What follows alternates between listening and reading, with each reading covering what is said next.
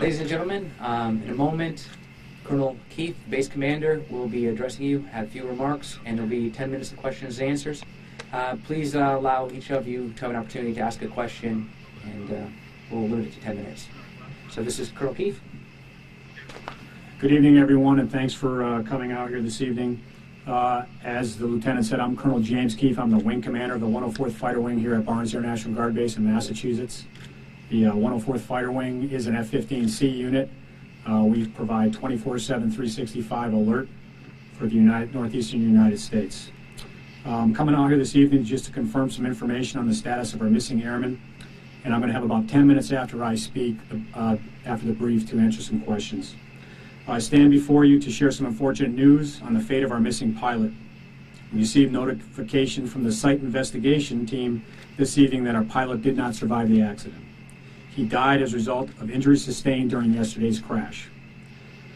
This is a devastating day for the family of our deceased pilot and the members of the 104th Fighter Wing and the entire F-15 community.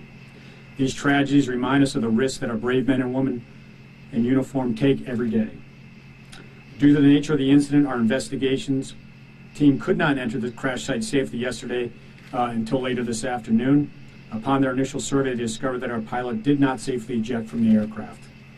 The pilot was pronounced deceased by the on-scene members of the crash investigation team in Virginia. At this time, we are officially transitioning from a search and rescue effort to a search and recovery operation. I am thankful for the overwhelming support demonstrated by the nearly 30 agencies in the Virginia area that spent the last 30 hours scouring over dangerous terrain, committed to bringing home our fallen airmen. The search team was comprised of local, state, and federal agencies, as well as civilian volunteers from the local community. They truly lived up to our charge to never leave an airman behind. I extend a thank you from the pilot's family, their friends, and members of the 104th Fighter Wing. Previous to this press conference, I met with the family of our fallen airmen, and at their request to allow them appropriate time to contact their extended family, we will not be releasing the name of the pilot until later tomorrow, which we'll do through official channels. I appreciate your help in protecting the family's privacy during this difficult time. We do not anticipate any significant additional information following the release of the pilot's name until the investigation is concluded, which may take several weeks. On behalf of the entire 104th Fighter Wing family, I would like to thank everyone for their outpouring of support. Specifically, I want to thank the members of the search and recovery team that have been working diligently in Virginia to help us bring home our airmen. And at this time, I can take some questions. Again, due to the sensitive nature of the ongoing investigation, I can't comment on specifics of the crash, nor can I release the information on the deceased pilot. And now I'm open to some questions from the press. Can you go over the timeline with us? What happened today? When did the investigators access the site to get there? Yeah, and just as far as the accident site itself, and I briefed this yesterday, that in fact is a very secluded area.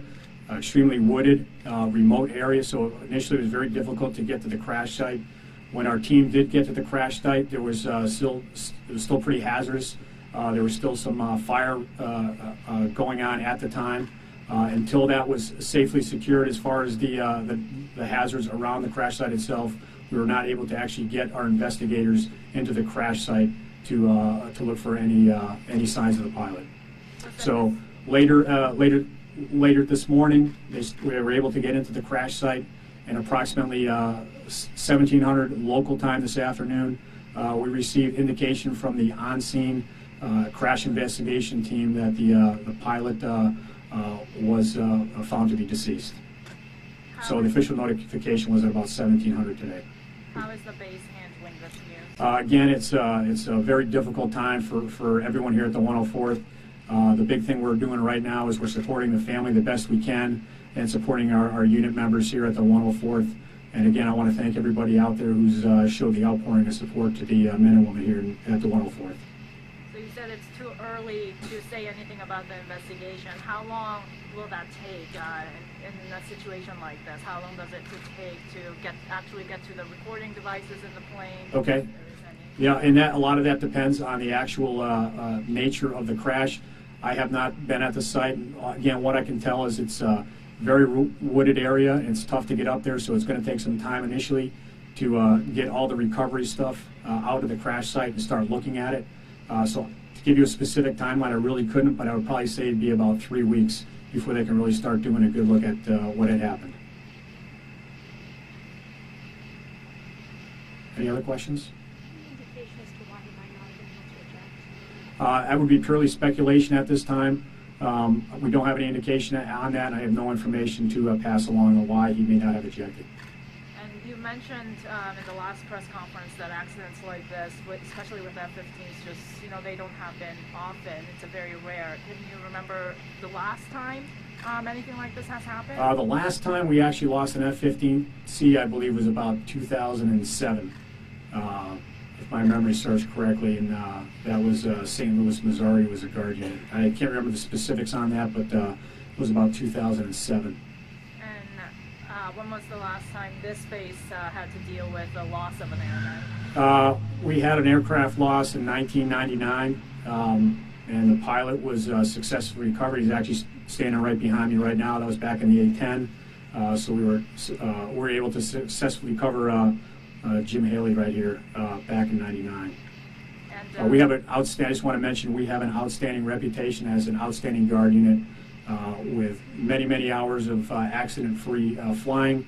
We always score very high in all our inspections, and as far as our mission capability rates and ability to support the COCOM demands, we've always been ready and willing to do that, and we're able to do that because of our great maintenance team. Can you tell us if there was ever a time a pilot was lost like this in an accident, tragic accident, plane crash, whatever happened with the ejection, we don't know yet, but can you tell us if this has ever happened, how common this is? I don't have any specifics on, again, flying fighters is a dangerous game. Our men and women go out there every day. It's a very stressful environment. These individuals that fly the fighter aircraft of the United States Air Force are, I think, they're the cream of the crop of the United States. They're highly trained, highly motivated, really, the top of the heap when it comes to the quality of individual. So I don't know the exact time the last accident happened, but I can tell you that our pilots train very hard, and they're highly trained, and it's not a common occurrence for this to happen, but inherently in our job, it is a dangerous mission. Unfortunately, things like this do happen. Right now, we don't know why it happened, and that's part of the investigation to get to the bottom of why it did happen. And if it's something we can fix in the Air Force, we will identify that and make sure that something, whatever caused this accident, would not happen again. What's the time frame for investigation? What happens next? So yeah, it's very structured, and all I can say right now is most likely they're just going to be doing recovery at the crash site, trying to get pieces out, looking for the flight data recorder that can hopefully provide some information. Again, that's going to depend on the terrain, what they have for equipment down there to start the recovery operations. It would really be speculation on what the exact step is next as far as the safety investigation goes. But 3 weeks is the time frame? That's not set in stone. Again, that's just my guess right now, and it could be longer than that even. The pilot's remains, what's the procedure and what has happened? Can you say that question again, please? Pilot's remains? Yeah. Have they been removed? That is, I don't have specifics on that. Normally what happens in a crash like this where there is a fatality, the remains are taken to an Air Force location, and then the family decides what's going to happen after that. So we are, again, as far as we're concerned at the 104th, we're giving 100% of support to the deceased pilot's family.